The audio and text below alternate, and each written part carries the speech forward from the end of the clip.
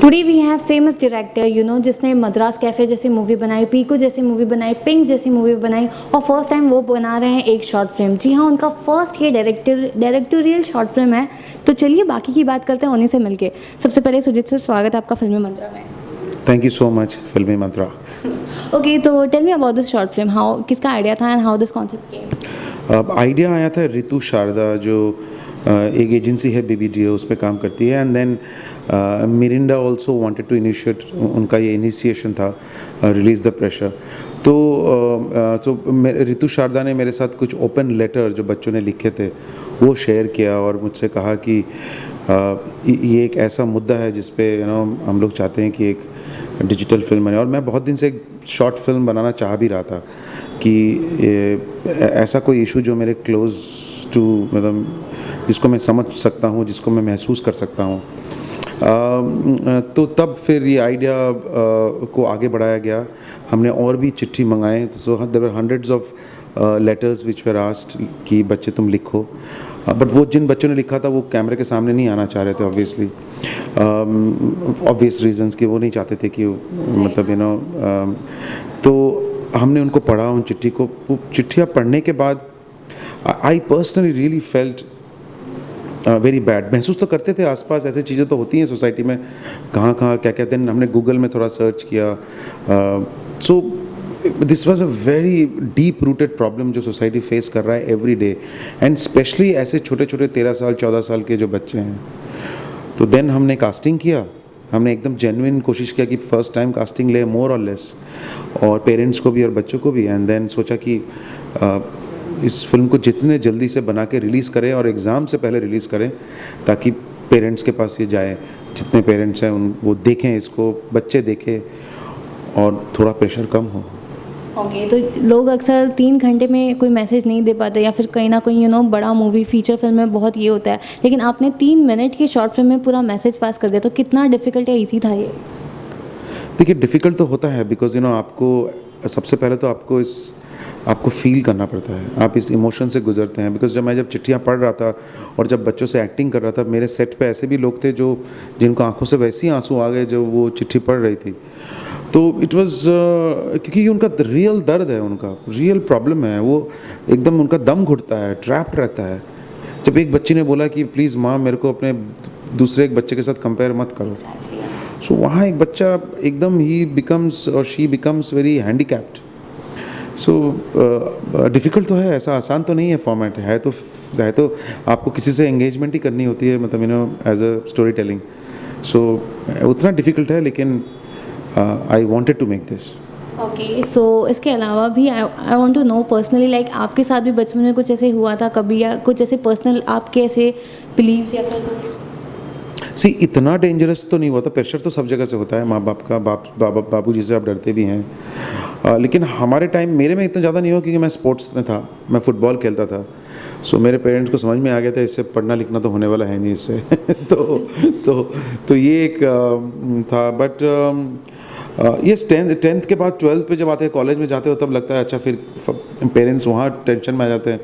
अच्छा, ये क्या नौकरी करेगा, अभी तो थिएटर करने लगा है, थिएटर में क्या करेगा मालूम नहीं, ये तो फिल्म में जाने की सोच रहा है, फिल्म में पता नहीं क्या करेगा ये। तो वो प्रेशर्स तो होता ही है सबके साथ। मेरे भी 2 बच्चे हैं, लेकिन अभी दोनों ऑलमोस्ट, एक 14 साल की है और एक 11 साल की है। सो मैंने कोशिश किया है उनके साथ इतने ऐसे दोस्ती के साथ रहूं, ऐसे दोस्ती के साथ उनके साथ बढ़ूं कि उनको एटलीस्ट प्रेशर ना लगे। लेकिन ऐसा भी नहीं है कि मैं उनको डिसिप्लिन और वैल्यूज़ ना दूं। कोशिश करता हूं जितने मेरे वैल्यूज़ हैं वो उन पे जाए, बट मैं ट्राई करता हूं, और हर पेरेंट को ट्राई करना पड़ेगा। तो क्या ये प्री प्लान था, लाइक बिकॉज मार्च और अप्रैल में ही लोगों के एग्ज़ाम होते हैं बच्चे लोग के यूजुअली, एंड ये भी आपने तभी रिलीज़ किए, तो इट वाज लाइक पहले से ही प्री प्लान था कि एग्ज़ाम आ रही है तो पेरेंट्स भी अवेयर, ऐसा भी होता है? मतलब एग्ज़ाम के टाइम ही करेंगे ऐसा प्लान नहीं था। आ गया आइडिया तो हमको लगा कि एग्ज़ाम के time is right time to release, because यहीं पे ही सबसे ज़्यादा बच्चे प्रेशर में आते हैं एग्ज़ाम के टाइम, और स्पेशली अभी 10th का एग्ज़ाम बोर्ड शुरू हो रहा है। सो फाइनल एग्ज़ाम सारी मार्च महीने में हो जाएंगी। तो I think that is why आप कह सकते हैं वो डेलिबरेट था कि माँ बाप के पास जाए ये, ताकि एटलीस्ट माँ बाप अभी इस एग्ज़ाम में तो प्रेशर ना दे कम से कम, ताकि एक मतलब बच्चा। और मुझे लगता है कि अगर बिना प्रेशर के बच्चा करता है ना, ज़्यादा बेटर रिजल्ट करता है। तो मुझे लगता है उसमें वो ज़्यादा खुल के क्रिएटिवली अपने मन से करता है वो। सो इसीलिए आई थिंक ये टाइम जानबूझ के हमने चूज़ा। यस। ओके, सो बॉलीवुड में किसी ने अब तक ये देखा है, लाइक अमिताभ जी हैं, इतने किसी ने अब तक कुछ रिस्पॉन्स किया है? बहुत लोगों ने मेरे दो देखा है जिन्होंने रिएक्ट किया है, but yes, mister Bachchan ji ने बहुत अच्छा रिएक्ट किया है। उन्होंने कहा है कि बहुत ही पर्टिनेंट इशू है और इसके ऊपर बात ज़रूर होनी चाहिए, और वेरी गुड श्रीत, तुमने इस फिल्म को बनाया अभी और ये लोगों तक पहुंचना चाहिए। तो ये जो आजकल के ये जो फैक्ट है बेसिकली जो हर फैमिली में होता है, इंडियन कल्चर में हो रहा है, ये प्रेशराइज और लोगों का कंपैरिजन फैमिली से, तो इसके ऊपर आपको लगता है कि ये छोटी सी शॉर्ट फिल्म 3 मिनट की कुछ क्या मतलब बड़े मुद्दे तक पहुंच सकती है, लोगों तक अवेयरनेस पहुंचा सकती है? देखिए, मैं बिल्कुल नहीं कहूँगा कि ये एक फ़िल्म पूरी सोल्यूशन कर देगी, ये तो हो ही नहीं सकता है। ये एक छोटा सा माध्यम है, एक छोटा सा एक कोशिश है। अभी तो और भी जैसे काउंसलिंग होना चाहिए, डायलॉग्स होना चाहिए, स्कूल में बात होनी चाहिए, पेरेंट्स के साथ बहुत सारी मीटिंग्स होनी चाहिए, पेरेंट्स को भी इन्वॉल्व होकर मीटिंग करना चाहिए अपने, कि मैं अपने बच्चे के साथ कैसे डील करूँ, किस तरह का क्योंकि आजकल साइकोलॉजिकल प्रेशर बहुत ज़्यादा है। आपने देखा होगा एंड में रिपोर्ट दिया है मैंने उस फिल्म में कि रिपोर्ट सजेस्ट कि डिप्रेशन होता है और सुसाइडल टेंडेंसीज भी होती हैं। सो ये बहुत भयानक इशू है, तो इसको सबको इन्वॉल्व होके पूरे सोसाइटी को इसको डील करना पड़ेगा। तो एक जस्ट फिल्म से तो ये सोल्यूशन नहीं हो सकता है, ये तो मैं कोशिश कर रहा हूँ, बट और भी सारे माध्यम इसमें एप्लीकेशन करने पड़ेंगे। तो ये स्टैटिस्टिकली डेटा निकालना और ये जो सर्वे या फिर जो भी आपने कॉन्सेप्ट किया, इसको पूरा ये इकट्ठा करने के लिए कितना समय लगा आपको? ये ज़्यादा समय, ये गूगल में आप जाएंगे तो आपको आजकल सारी इन्फॉर्मेशन गूगल में मिल जाती है। आप इंटरनेट में जितने भी जाएंगे ऑलरेडी है, और हर रोज़ अखबार में आता है, हर रोज़ किसी इंजीनियरिंग कॉलेज का कुछ हो जाता है, कुछ तो हर रोज़ प्रेशर में आता है। ओके, तो इसके अलावा भी अगर मैं आपकी मूवी के बारे में बात करूँ तो फिल्मी करियर अभी रिसेंटली रनिंग शादी आपकी हुई है सक्सेसफुल, लेकिन रिसेंटली सुनने में आया है कि आप आलिया और इसके साथ वरुण धवन के साथ कोई पिक्चर बनाने का सोच रहे हैं?